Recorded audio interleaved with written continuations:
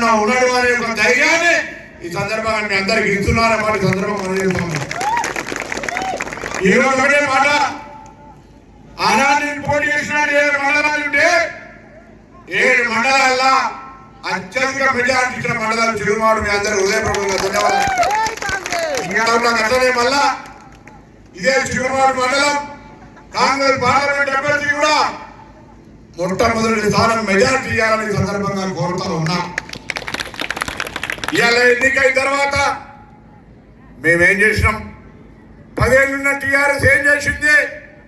5 సంవత్సరాలు ఎంపీగా ఉన్న బీజేపీని, కేంద్రంలో అధికారంలో 10 సంవత్సరాలు బీజేపీ మనకేం చేసింది? ఒక్కసారి నా కార్యకర్తలారా ఊర్లలో పోయి అక్కా చెల్లెలకు అన్నతమ్ములకు చెప్పండి. ఎవడైనా టీఆర్ఎస్ కార్యకర్త బీజేపీ కార్యకర్త ఊర్లో నిలుచొని ఓటడిగే హక్కు లేదు. మీరు ఏం చేసిరని నిలదీసే విధంగా ధైర్యంగా నిలబడండి. మీ వెనుక మేము రాష్ట్ర ముఖ్యమంత్రి రేవంత్ రెడ్డి దాకా మీ వెనుక ఉన్నామనే మాటలు దయచేసి మర్చిపోకండి.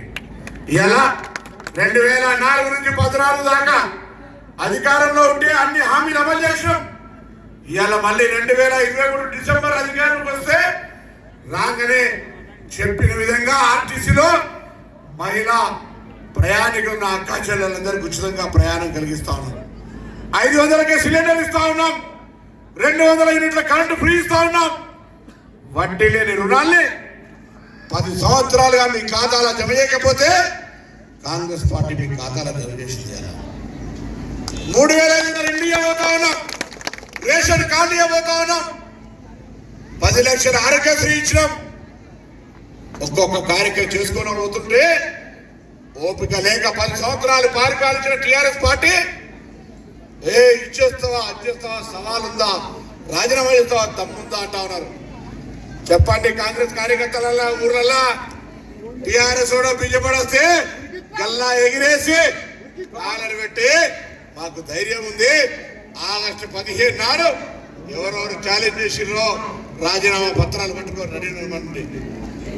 ఆగస్టు 15 లోపల 2 లక్షల రూపాయల రుణమాఫీతో పాటుగా రాబోయే వర్షాకాలం పండుగకు అన్ని పంటలకు 500 రూపాయల బోనస్ వరి ధాన్యాన్ని కలిగేసే మాట మనం చేస్తాం. పెన్షన్ 4,000 అమ్మా మొదటి నెలనే వేయాలనుకున్నాం.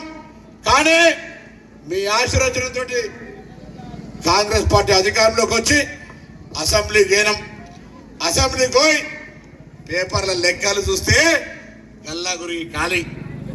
10 ఏళ్లల్లా కేసీఆర్ గారు బిడ్డ, అల్లుడు, కొడుకు, సడ్డకూరు కొడుకు చుట్టాలు కలిసి ఈ రాష్ట్రం వేరు పడ్డనాడు 60,000 కోట్ల అప్పుంటే 7 లక్షల కోట్ల అప్పు ఇచ్చిరమ్మా. ఆనాడు పైసలు గల్లాలుండే అధికారం కాంగ్రెస్ పార్టీ ఇచ్చినాడు, వేరు పడ్డనాడు. నగదుతోటి బదిలీ ఇస్తే ఇలా రాష్ట్రం ఖజానా ఖాళీ చేసి చిప్ప చేతికిచ్చిన కాంగ్రెస్ పార్టీ పరిపాలించే శక్తి తెలుసు. ప్రజలకు న్యాయం చేయాలనే ఆలోచన ఉంది.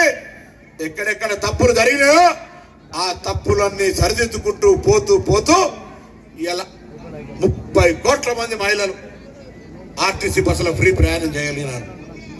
భవిష్యత్తులో ఎక్కడ ఇబ్బంది లేకుండా ఆర్టీసీ కార్మికులు నా అక్క చెల్లెలందరికీ ఉచితంగా బస్సు ప్రయాణం కంటిన్యూ చేస్తామనే మాట సందర్భంగా మనం చేస్తా ఉన్నాం. దాంతోపాటు 500 సిలిండర్ కావచ్చు, వీటిలో 200 యూనిట్ల కరెంటు కావచ్చు.